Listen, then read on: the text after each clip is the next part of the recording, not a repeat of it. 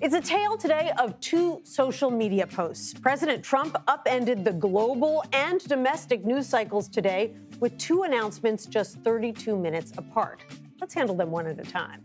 First, hours before planned strikes on Iran, Trump announced that the attacks are off and said that a peace agreement has been reached with the Iranians. On social media, he wrote in part, quote, "Discussions and final points have been in both concept and great detail approved by all parties involved."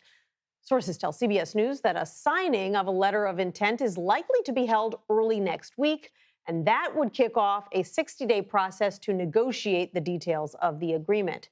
It was a stunning about-face from just this morning when President Trump called in to Fox News and promised more attacks, threatening to seize Iranian oil infrastructure and refusing to rule out boots on the ground.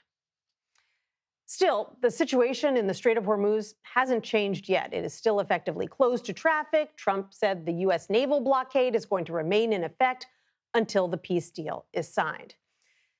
Now to post number two. President Trump is nominating former Securities and Exchange Commission Chairman Jay Clayton to be the next director of national intelligence.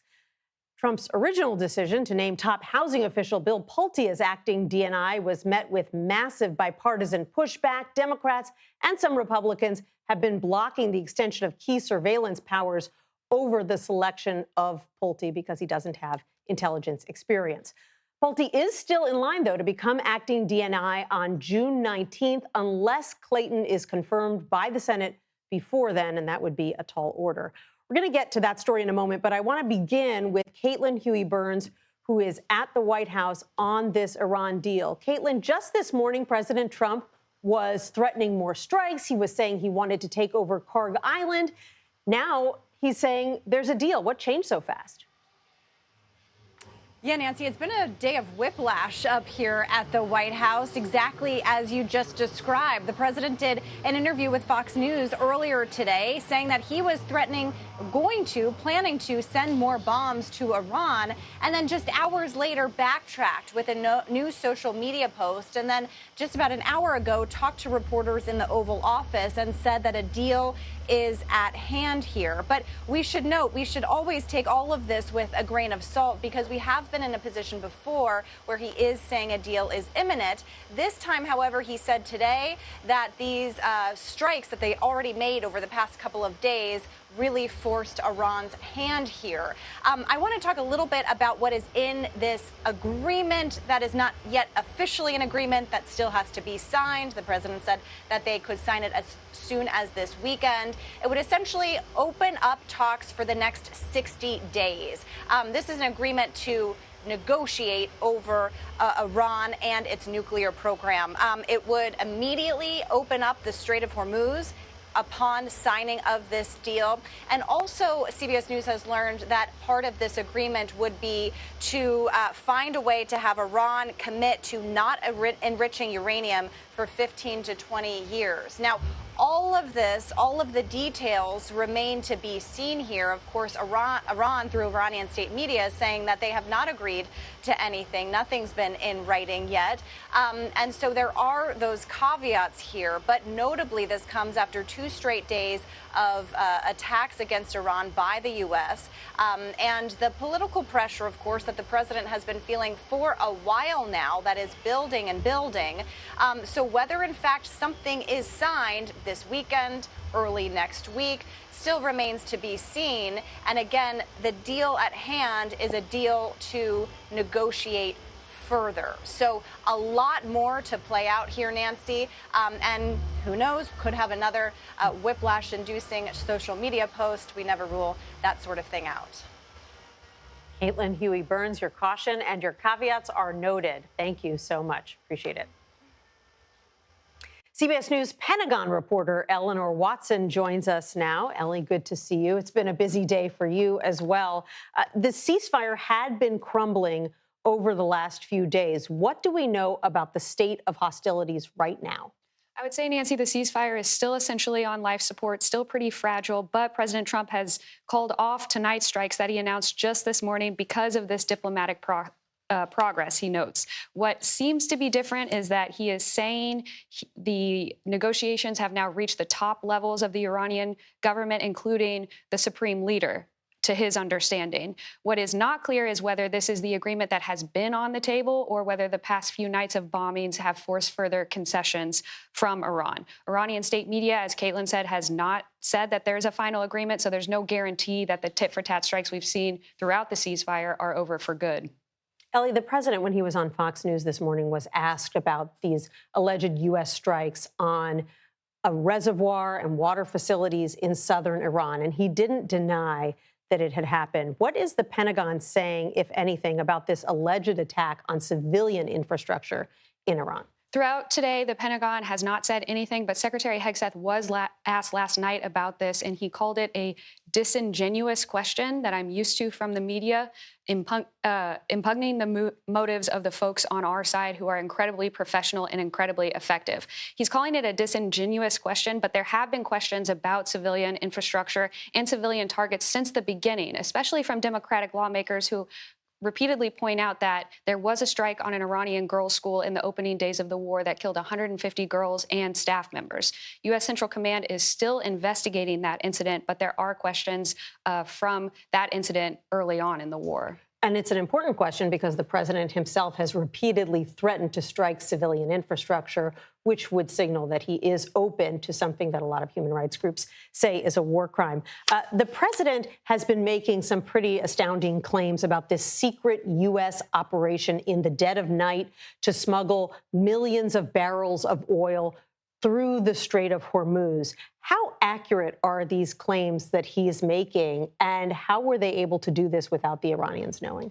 What I understand this to be, what the president is talking about, is a kind of Project Freedom Light. If you remember back in May, they announced this operation to help guide tankers and commercial ships that have been bottled up in the strait through the strait. That operation was called off after day one, but there seemed to be some residual impacts of the U.S. forces helping guide without having any ships actually in the Arabian Gulf, without having any destroyers. U.S. forces have been coordinating ships to get through. We reported on this a few weeks ago. At the time, they were getting about 3 ships per day through. The president now says over 100 million barrels of oil have gotten through. That, to put it in perspective, before the war, 20 million barrels per day were getting through just per day. And so while there is this uptick in some ships getting through, it's not to the level of the strait being completely open. Right. And that's obviously the only thing that's really going to measurably change oil prices globally. Eleanor Watson, thank you so much. Appreciate it.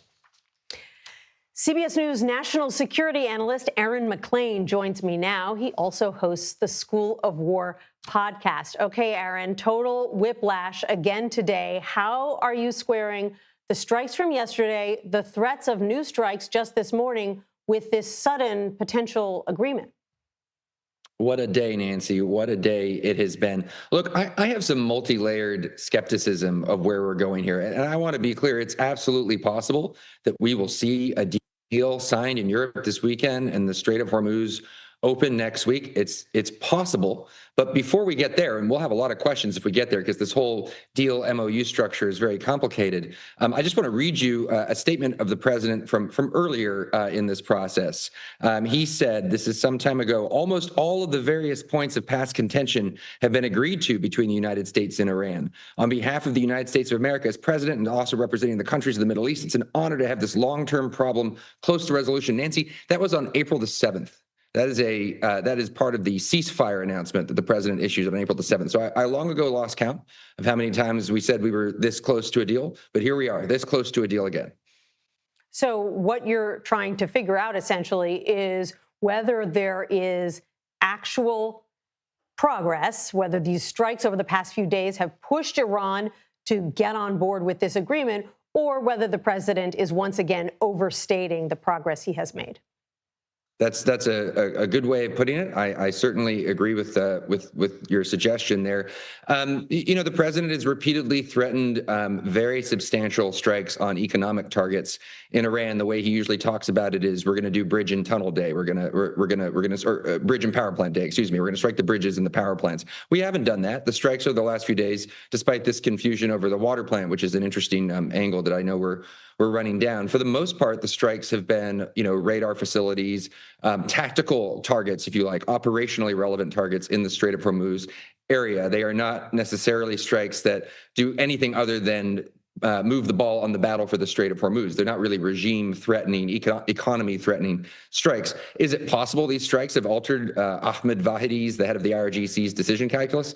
It's possible. It's a little hard for me to see how that would be the case. Okay, so let's say the president is right, that there is an agreement, that Vice President J.D. Vance is going to be going to Europe this weekend to sign it. If that is the case, how long would it take to see the Strait of Hormuz fully reopened? Well, the most important step should be essentially instantaneous, which is the Iranians asserting that they are not going to shoot at ships in the Strait anymore, and then stopping to do so. Of course, as your question suggests, there's a bunch of other stuff that would then have to follow that takes time. Insurance companies would have to get comfortable. We would have to address this mine issue, which it's not totally clear where things stand in terms of the locations of these mines. It does seem like we have a route open in the waters off of Oman that we have been bringing a limited number of ships through, as Ellie Watson has described. So there's, it's not like the end of next week is going to see a return to 130, 140 ships a day like it was before the war, if in fact this goes through. But the most important thing is Iran actually asserting and then sticking to its assertion that it's going to stop doing violence to traffic in the Strait, and that should be basically an on-off switch. Got it. So basically the questions we have are, is this agreement real? And if so, what exactly is in it? Erin MacLean, thanks so much for breaking it down with us. Appreciate it.